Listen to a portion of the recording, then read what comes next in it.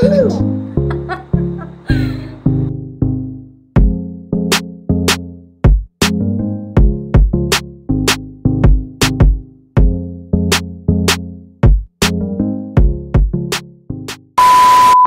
আলাইকুম everyone, I hope তোমরা সকলে খুব ভালো আছো। আলহামদুলিল্লাহ আমরাও অনেকটা ভালো আছি।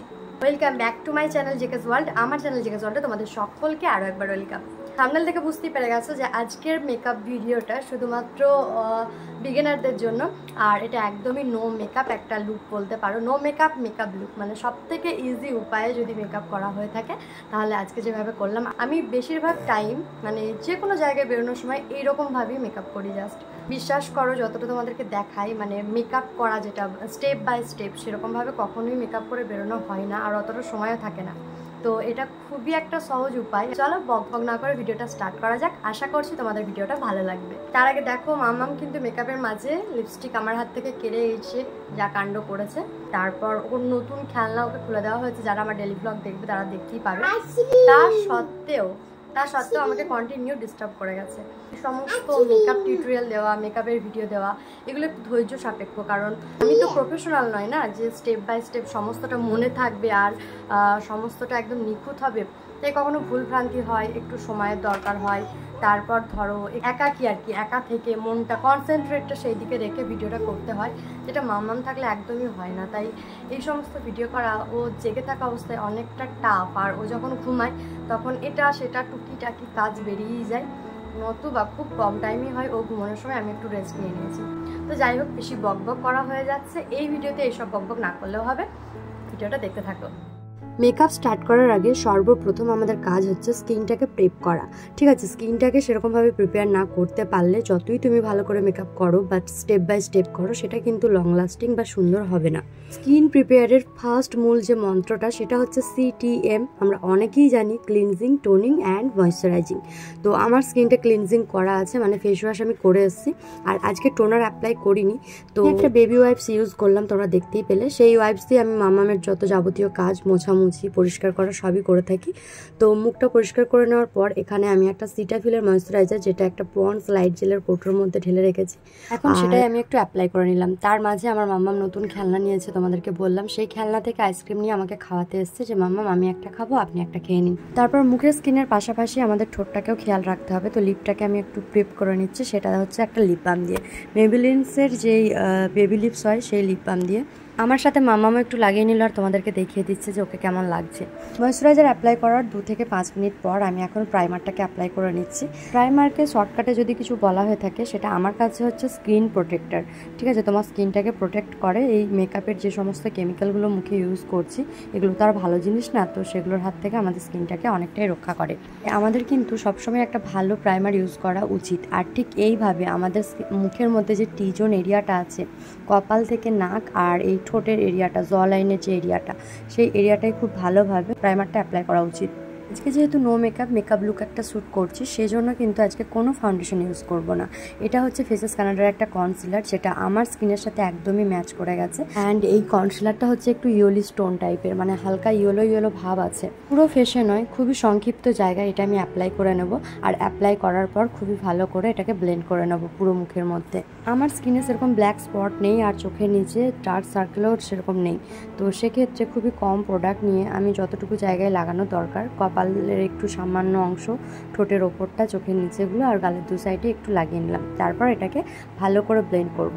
আর ব্লেন্ড করার সময় আমাদেরকে খেয়াল রাখতে হবে সবসময় এরকম ড্যাব করে ব্লেন্ড করব।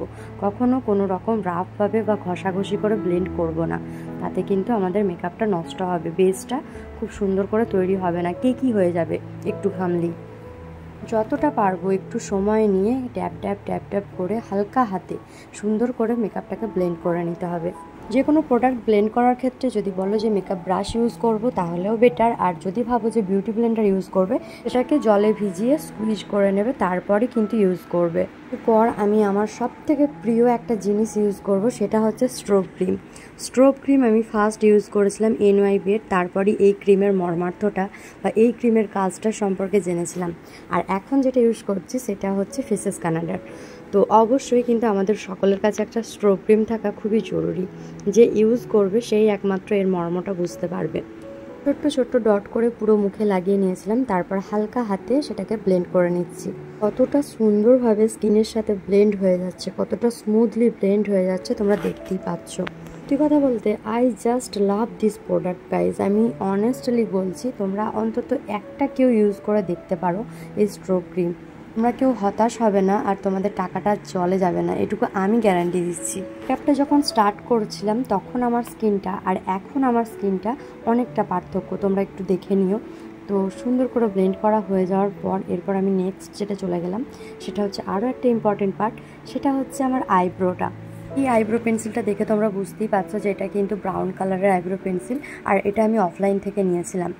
আইব্রোর পরিমাণটা অনেকটা বেড়ে গেছে, তোমরা হয়তো বুঝতে পারছো হালকা।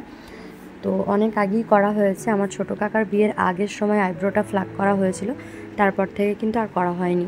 আমাদের যদি আইব্রোর কালার দেখতে ব্ল্যাক বেশি ভালো লাগে তাহলে কিন্তু ব্ল্যাক কালারের আইব্রো পেন্সিল ইউজ করবে, আর যদি আইব্রো পেন্সিল না থাকে তাহলে যদি আইশ্যাডো প্যালেট থাকে সেখান থেকে ব্ল্যাক কালার নিয়ে আইব্রোতে হালকা করে ফিল করে নেবে। আইব্রোটাকে কাজল দিয়ে ফিল করা ডান। এরপর ওই যে পেন্সিলটার সাথে ব্রাশটা আছে ক্যাপে, সেই ব্রাশটার সাহায্যে আমি আইব্রোটাকে একটু আঁচড়ে নিচ্ছি, যেটার সাহায্যে কি আইব্রোটা সুন্দর করে ডিফাইন করা হয়ে যাবে।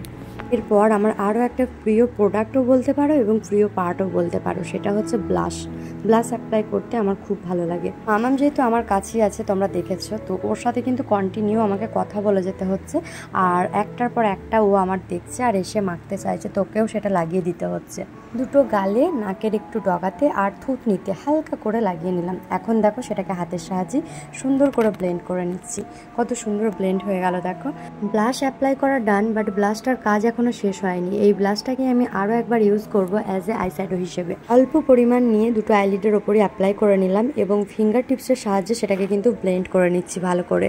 পর চোখ দুটোকে আরও একটু সুন্দর দেখানোর জন্য আমি এখানে ব্রাউন কালারের একটা লিপ লাইনার ইউজ করে নিচ্ছি অ্যাজ এ লাইনার হিসেবে। এখানে আমার ব্রাউন কালারের যে আইব্রো পেন্সিলটা ছিল সেটা ইউজ করার কথা, বাট সেটা ছোলা ছিল না, তাই এখানে আমি লিপ লাইনারটাকে ইউজ করে নিলাম। আজকের লুকটা নো মেকআপ লুক, আবারও বলছি, সেজন্য কোনো রকম কাজল, লাইনার, ফাউন্ডেশন, গাঢ় করে লিপস্টিক কোনো কিছুই কিন্তু করিনি। জাস্ট একদম সিম্পলের মধ্যে একটা লুক ক্রিয়েট করেছি, যেটা তোমরা কিন্তু অনায়াসেই বাড়িতে ট্রাই করতে পারো।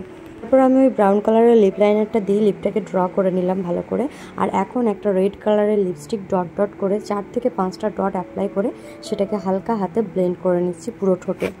আমার রেড কালারের যে শ্যুটটা পরে আছি সেটা খুবই গর্জিয়াস বলতে পারো, সেজন্য লিপটাকে কিন্তু বেশি বোল্ড করিনি, একটু হালকার মধ্যে রেখেছি। তারপর সবসময় আমি যেই পার্টটা ভুলে যাই সেটা হচ্ছে মাস্কারা। মাস্কারা অ্যাপ্লাই করার পর ল্যাশগুলো এত সুন্দর লাগে, আর আমি এই পার্টটা খুব তাড়াতাড়ি আমার ফেভারিট পার্টের মধ্যে একটা করতে চলেছি, কেন জানি না এটা বারবার আমি ভুলে যাই। তারপর তোমার লুকটা যতটা পারবে ন্যাচারাল করার জন্য একটা ছোট্ট টিপ, আর জানি অনেকে পড়তে পছন্দ করো না, কিন্তু টিপে কিন্তু অনেকটা সৌন্দর্য বৃদ্ধি পায়, যেটা আমার মনে হয়। তো একটা ছোট্ট টিপ পরে নিলাম, যদিও খুব বেশি আমি টিপ পরতে পছন্দ করি না, বাট এই লুকটাই মনে হলো কেন জানি না আমাকে মানাবে। তাতে এক সেট ব্যাঙ্গেল পরে নিলাম, যেগুলো আমার শাশুড়ির দেওয়া, আমাকে খুব সুন্দর। আর তারপর একটা ইজি হেয়ার স্টাইল করে নিলাম, অ্যান্ড ইয়া দ্যাটস ইট, এটাই আমার ফাইনাল লুক।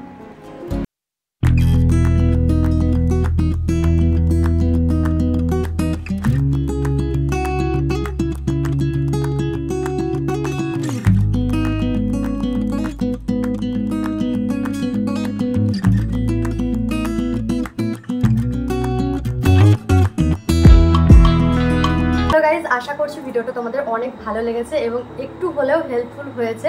যারা ভাবছো এই পুজোয় কোনো রকম মানে বেশি কিছু মাখবে না, বা যাদের স্কিনে একটু প্রবলেম দেখা দিয়েছে, হালকা ফুলকোর মধ্যে কাজ সারতে চাইছো, যতই হোক পুজো বলে কথা, ঠিক আছে, বাঙালির একটা বড় উৎসব বলে কথা, তো একটু তো সাজতে হবেই, ঠিক আছে, সবাই সাজবে, আর সেখানে তুমি তো আর একদম অর্ডিনারি যেরকম বাড়িতে থাকো সেরকম ল্যাল হয়ে যেতে পারো না, তো একটু সাজা দরকার। এই দিনগুলোতে একটু নিজেকে স্পেশাল ফিল করানো, নিজের জন্য সাজা দরকার, কেউ দেখুক আর না দেখুক। ভিডিওটা কেমন লেগেছে সেটা অবশ্যই আমাকে কমেন্ট করে জানিও, ভালো লাগলে একটা লাইক করে দিও, চ্যানেলটিকে যারা এখনও সাবস্ক্রাইব করোনি সাবস্ক্রাইব করে দিও। টাটা, দেখা হবে আবারও নেক্সট ভিডিওতে, বাই।